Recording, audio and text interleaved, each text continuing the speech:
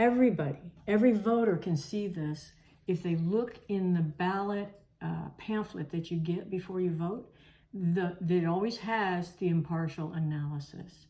And here it is right here, and this is the key.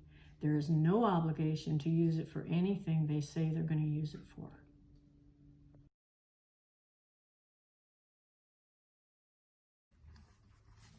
Now, if we want to talk more about what Measure T has in it, we have brought that subject up, Measure T. And so I've got it in my hand here. This is what it looks like. And there's just interesting things in it that I've read, and I want to comment on them for you so that you know what's there. In the beginning, there's a lot of paragraphs that talk about these are reasons why we're presenting this bill or this ordinance. And this is a typical format. It always says, whereas these things have happened, we're doing this. So here is one that says, whereas there is a great need to fix damaged sidewalks and curbs and much of the city's aging infrastructure before it becomes more expensive to fix in the future. So that's one of the reasons. And of course, you've seen in any promotional things about Measure T, it says fixing sidewalks and curbs. Now, I have lived in my house here in District 4 for 33 years, and my sidewalks have not changed with the exception of the ones directly in front of my house. But those changed because my husband and I spent well over a year and a half calling to get some help on those sidewalks. So again, because this money from Measure T, the sales tax, will go to the general fund, there's absolutely no guarantee that there will be anything going to fix sidewalks.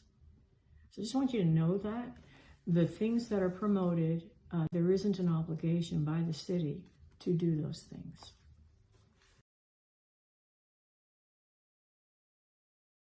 This is, I'm looking at here, the Measure T impartial analysis by the Redlands City Attorney. And there's always good information in this document, and it's usually very short. But you can see down here, this is an important part of it right here. It says the sales tax would remain in effect until rescinded by the voters. Rescinded means taken away. And then it also says Measure T does not obligate the city to use the proceeds of the sales tax for any particular services, facilities, or programs. So what that means is, no matter what you may see in promotional material about Measure T, that we're going to address the homeless problem, we're going to fix all your sidewalks, we're going to do lots of great things, the park, the library. Based on this right here, the measure itself says, we don't have to do that. It all goes in the general fund and we are not obligated.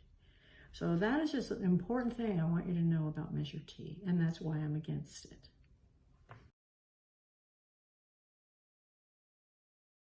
The resolution gets put into the council minutes and so on, and then that's what's going to be presented to the voters. And then this ordinance is written after the resolution is made, and it's actually the language that would be in the city code. So in this resolution, here it is right here. See, that's what I'm saying. This is what they present. The ordinance is submitted, the resolution says, the tax ordinance shall be submitted to the voters on the ballot in this form. And here it is right here. This is what it will look like on your ballot. And it says, to provide funding for safety services, fire protection, paramedics, 9/11 emergency response, addressing homelessness, police patrols, and crime prevention, maintaining library services, parks, sidewalks, and roads, keeping public areas well maintained, and other general service, shall the city of Redlands measure establishing a 1-cent sales tax be adopted?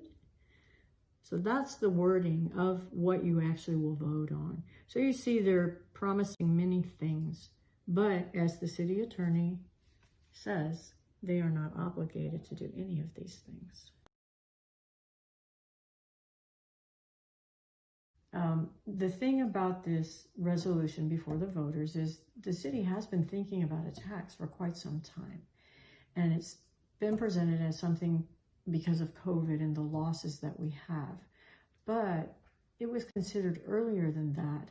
Initially, I believe it was considered to be they were looking at a 0.5 cent sales tax. Now it's 1 cent. So it's not something that's in reaction to COVID.